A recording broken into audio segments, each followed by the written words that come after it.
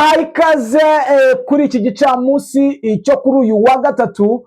Aha ni ku itariki 25 z'ukwezi kwa gatatu 2026. Ni bikomeje kuba ku butaka bwa Repubulika ya Demokarasi ya Kongo, aho tuzamwe no kubaza update nshya z'aka kanya. Ni ku isaha y'isa 10 aho tubazane updates za Katondi, aha ni muri Rubero, mu cyaro cya Kipesi, aha naho ni muri Rubero, ndetse aho muri bumenyi biri kubera Karehe mu gace ka Cyumuyaga. Byifashe bite, bihagaze bite saa ngiyi? Ni mu gihe urwego rw'ubutasi ruhagarariwe na perezida wa leta ya Kinshasa, Denis uyu ni Denis Nyankeru. Uyu nguyu akaba ari we uhagarariye urwego rw'ubutasi ndetse ukomeje kuzengereza iri huriro rya AFC/M23 bitewe n'imbaraga uno mugore ashyizemo mu butasi karundura, aho yakoresheje abakobwa b'ibizungerezi bakaba barazengereje uno mutwe wa AFC/M23. Uramenya akantu ku kandi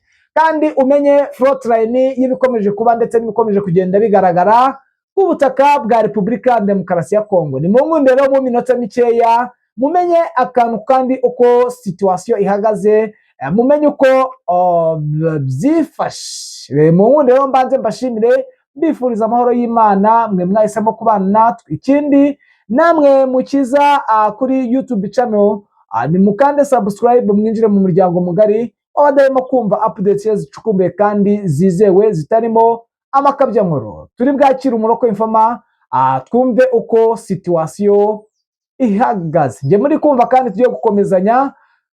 Ndi Damien Umugisha, ku murongo wa telefone turi kumwe na Bwana Bizima. Bwana Bizima, wiriwe neza nanone? Wiriwe neza. Derukana ku isaha y'isa 6 urimo umbwira ko ibintu byahinduye isura. Mukanya uranyandikiye umbwira yuko magingaya mu mujyi wa Uvira bamaze kuhatereka urutwaro karundura rurasa mu birometero 70.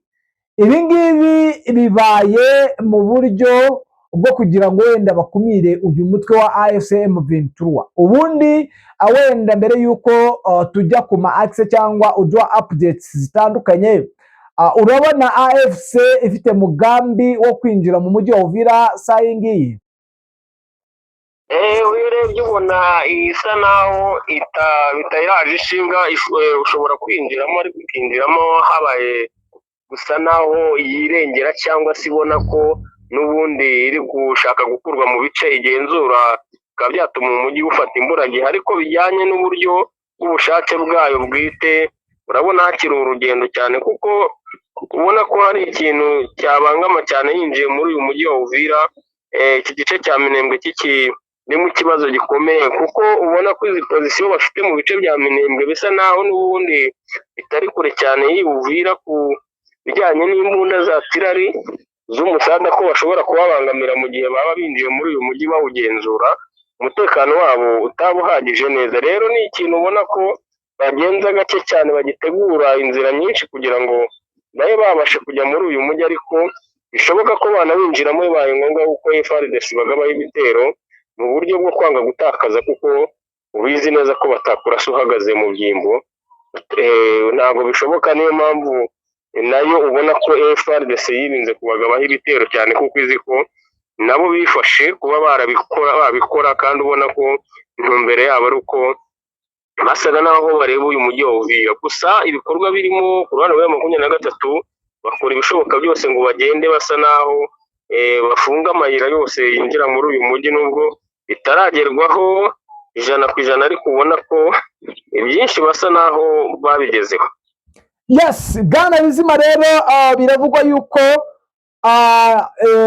AFC hari uduce bari bagezemo twa Kabunambo na Kiriba, ariko bikaba bivugwa yuko bamaze kudukuramo. Ibi si amakabya nkuru, si ukubeshya? Kabunambo ifite ibice byinshi bisa naho ikirimo, kuko ntabwo yasohotse muri aka gace kose ku buryo kagenzurwa na FARDC.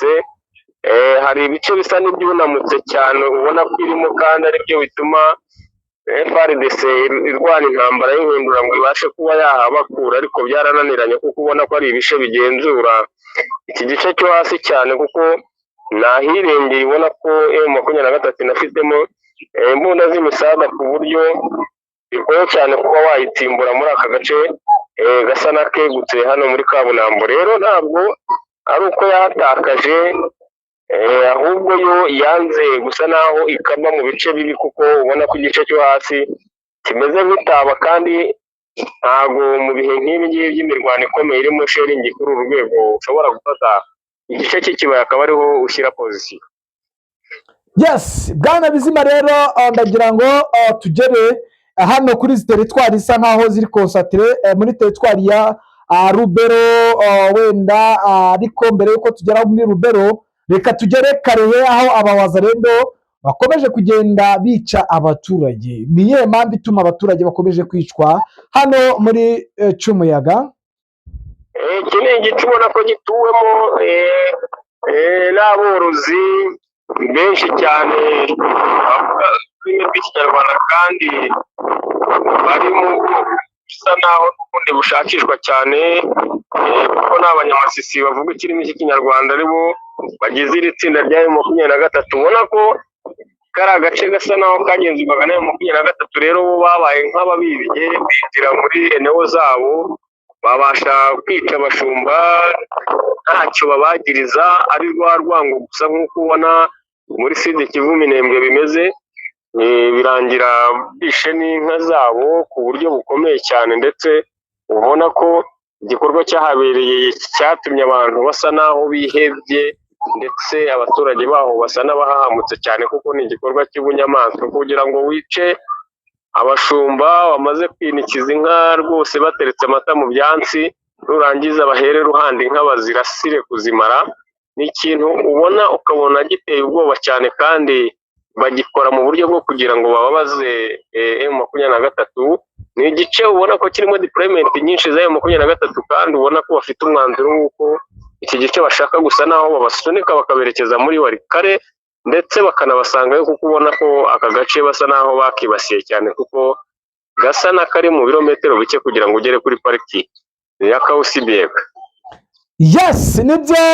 Naho muri teritwari ya Rubero mu cyaro cya Katondi na Kipesi haravugwayo imirwano ikomeye ikomeje kugenda ihitana ubuzima bw'abaturage bahatuye. Ni ibikomeje kuba bikomeje kugenda bigaragara. Bwana Bizima, ndagira ngo twinjire mu bikomeje kugenda bivugwa, wenda nta byinshi tubivugaho bitewe n'uburyo ki ibyo wenda tutamenya ibyabyo, ariko nk'umuntu uba muri ibyo bice wenda ashaka kumenya uburyo wenda cyangwa kumva n'uburyo inkubiri y'ubutasi iri kugenda iba, kandi bivugwa yuko iri gukurikiranwa n'umudamu wa perezida Antoine Felix Kisekedi.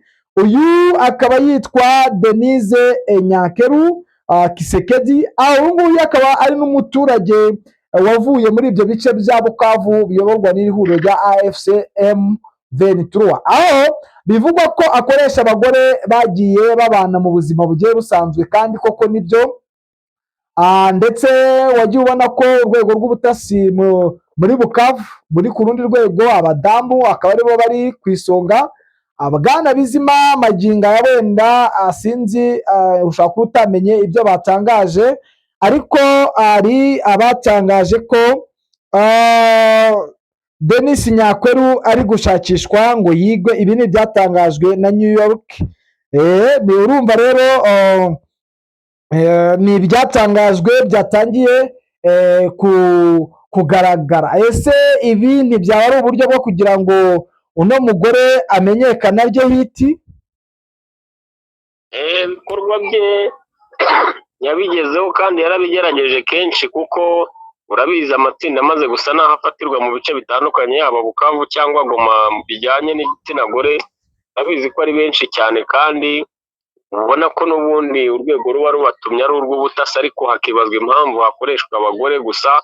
Ni bwa buryo abantu bamenyereye ko igitsina gore ari abanyantege nkeya, ukabyishyiramo ukumva ko badashobora kujya mu bikorwa bikomeye bihambaye nk'ibi, ariko uri kubona ko ariyo style ikoreshwa cyane, kandi amakuru ahari nuko n'ubundi bikorwa n'uyu mufasha w'uyu muyobozi w'iki gihugu cya Congo, kuko ni amakuru amaze kugaragara kenshi.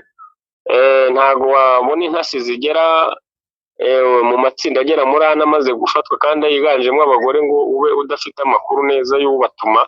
Urumva ko bizwi neza ko ari we, kuko no ku munsi utambutse w'ejo hashize muri iyi Goma n'ubundi hari itsinda ryafashwe ririmo abagore 3, ndetse ubona ko bari bageze ku mugambi wabo karundura, basa naho bagiye kugera finale y'igikorwa bari batumye cyo kuhitana General Makenga. Rero ni ikintu ubona ko FARDC yahagurukiye cyane cyane mu kuboko gukomeye, birimo umufasha w'umukuru w'iki gihugu, kuko ubona ko byanze bikunze ashobore kuba yarahize ko azakukana umuntu ufite izina rikomeye cyane muri uriya mutwe, kuko ubona ko iteka ryose babasha gusa naho batahuwe bageze nko ku munota wa nyuma, kuko n'iri tsinda rigaragara ko ryari rimaze gusa naho rikorana n'umukozi ukora muri biro General Makenga ariko utaha hanze.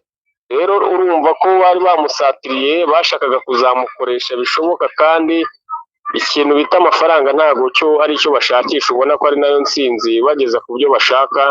Ariko aza kuba inyangamugayo cyane, abatangira amakuru afatika, batangira kubigaho movement zabo zose kuva ku itangiriro kibivuga kugeza ku munota wa nyuma ubwo baje gucakirwa, ndetse bafatanwa n'ibikoresho bigaragaza ko bari muri operation ya nyayo, kandi ubona ko intego yabo ya rurangiza ari uko bari gukoresha ku munota wa nyuma uwo mukozi ukora muri biro y'uyu muyobozi General Makenga. Rero urumva ko ubutasi bw'uriya mugore kuba bamufiteho amakuru ameza atyo banamuvuga muri ubwo buryo, ni ibintu biri byo nubwo kwamamara yenda yamenyekana cyane kuko avugwa n'itangazamakuru cyane, ariko ibyo bikorwa n'ibyo ntabwo ari ugushakisha. Yes, Bwana Bizima, rero wenda tutagiye kure, watubwira uko situation ihagaze kuri frontline haba Masisi ndetse no mu bice bigiye bitandukanye, Bwana Bizima? Kiriho nuko ubona ko muri Sud Kivu, muri izi nce za Plaine de Rusizi, M23 iri kugenda isa n'ihindura position bijyanye n'uduce tubi bari basa naho barimo ubona bari kugenda bahindura cyane bifashisha ahantu hegutse, ndetse ni position zigera muri 6 zimaze gusa naho zihindurwa ku gitondo cy'uyu munsi. Ubona ko byanze bikunze hari ibyo bari gutegura bishobora kuba cyane byihuse, kuko ubona ko intambara yo muri ibi bice muri iki gihe ikintu ishingiyeho gikomeye cyane ari sharing, kandi ubizi neza ko amakuru ahari, kuko M23 igenzura iki kirere ndetse ibirometero byinshi ku buryo ntacyo bikanga ko ari drone yabinjira muri ibi bice. Rero mu buryo ubona ko FARDC ikizu yaza cyane no gushidikanya kuba yagaba ibitero idafite ubwirinzi bw'ikirere muri aka gace, hashobora kubaho gufatiranwa cyane ku ruhande rwa M23